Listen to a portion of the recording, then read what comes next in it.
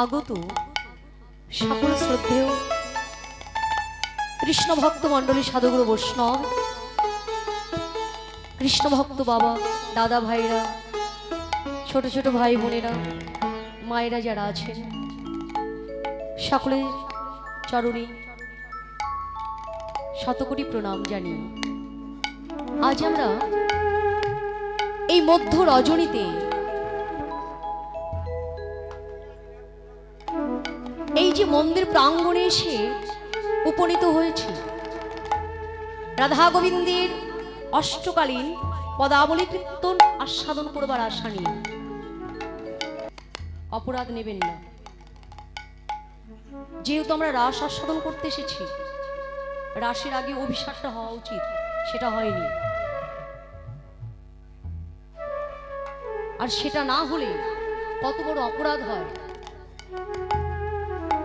সেটা সাধুগুরু বৈষ্ণব ছাড়া আর কেউ বুঝতে পারবে না।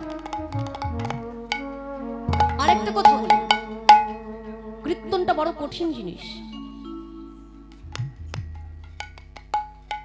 কারণ ভাটিয়ালি গান আলাদা, কীর্তন আলাদা। আমরা যেখানে যাব ভাটিয়ালি গান শুনতে পাবো। দেখবেন শুধু ভারতবর্ষে নয়, সারা পৃথিবীতে বহু শিল্পী আছে, বহু ধরনের গান বাজনা আছে, তার মধ্যে সর্বাঙ্গ উচ্চ সঙ্গীত কীর্তনকে কেন বলা হয়েছে? এত গান বাজনা, এত কিছু আছে, এত শিল্পী আছে, ভালো করে খোঁজ নিয়ে দেখবেন যে কীর্তনের শিল্পী কজন আছে। মনে মনে আপনারা ভাবছেন ভারতের থেকে মিতা মণ্ডল এসেছে, যে কখনো আসেনি, আবার বাংলাদেশে এসেছে, রাস হবে, মিতা মণ্ডল গাইবে, নাচবে, দেখবো, চলে যাব, তা কিন্তু নয়। এলাম, যেমন খুশি তেমন গান গাইলাম, এটা কিন্তু সেই স্থান নয়। বাবা গেলাম, ওই যে ডিজে চালিয়ে দেবে, দেখা হে পহলি বার সজন কে আঁখোं में प्यार, চালিয়ে দিল, ঠিঙ্কা ঠিঙ্কা নাচতে নাচতে চলে গেলাম।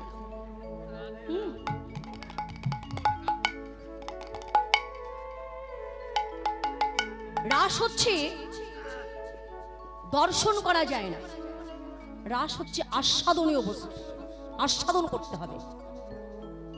তাহলে রাসকে আস্বাদন করতে গেলে সর্বপ্রথম আমাদের নবদ্বীপে যেতে হবে, যেখানে মহাপ্রভু আগে আস্বাদন করেছিলেন এবং ভক্তগণকে আস্বাদন করিয়েছিলেন যে এই রাস হয়েছিল মধুময় শ্রীধাম বৃন্দাবনে।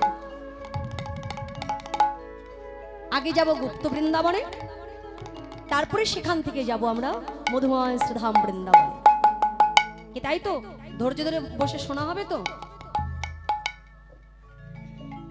আমাকে দেখতেও হবে না, আমি কি করছি সেটাও শুনতে হবে না, শুধু যেগুলো বলবো চেষ্টা করবেন একটু মনে নেওয়া। কেমন? নবদ্বীপে যেতে হলে কি বলতে হয় সকলেরই তো মনে আছে, জয় নিতাই। আজ আমরা সবাই মিলে নবদ্বীপে প্রবেশ করবার সময় নিত্যানন্দে জয়গান গাইতে গাইতে যাব, যেমন ভাবে বৃন্দাবনে আমরা যাই রাধানাম গাইতে গাইতে। কি যেতে হবে তো?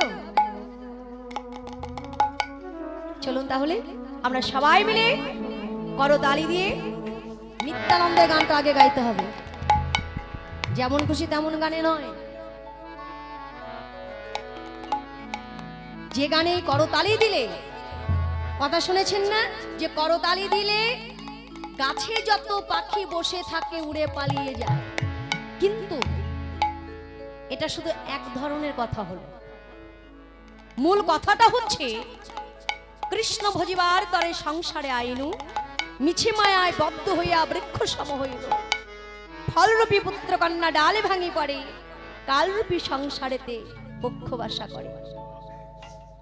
ওই বৃক্ষের পাখি যদি করতালিতে ওড়ে, এই বৃক্ষের পাখি কিন্তু শুধু করতালিতে উড়বে না, তৎসঙ্গে এই মানব দেহের মধ্যে একটা বদনও দিয়েছে, যে বদন দ্বারা তার নামকে উচ্চারণ করতে হবে। কেন আমরা তাকে খুঁজে পাই না?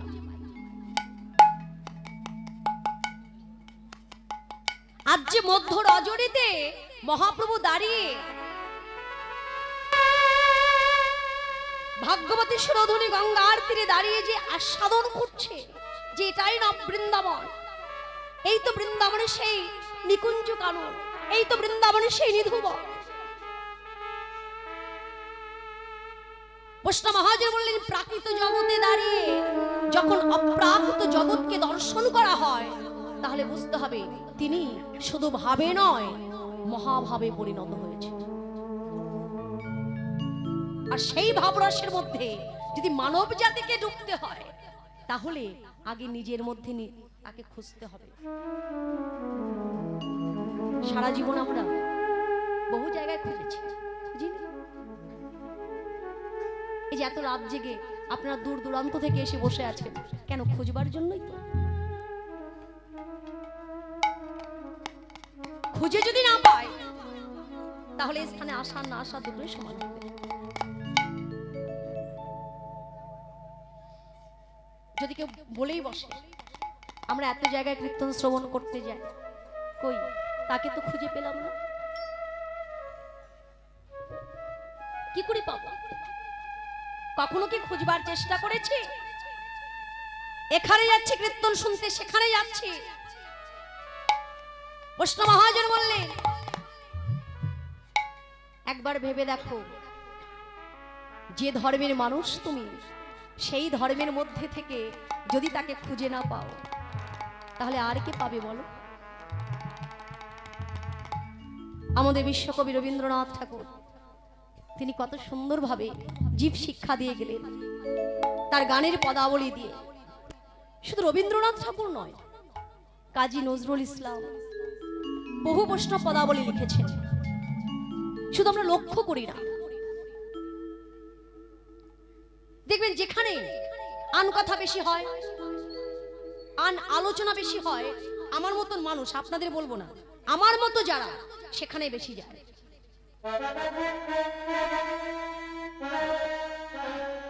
অথচ কাজী নজরুল ইসলাম কিন্তু ইসলাম ধর্মীয় মানুষ, বহু বৈষ্ণব পদাবলী লিখে গেছে। বিশ্বকবি রবীন্দ্রনাথ ঠাকুর তার গানের মাধ্যম দিয়ে জগৎকে জানিয়ে দিয়ে গেছে, তোমরা এই জগতে কোথায় খুঁজছো? একবার ভালো করে খুঁজে দেখো, সে তোমার কাছেই আছে।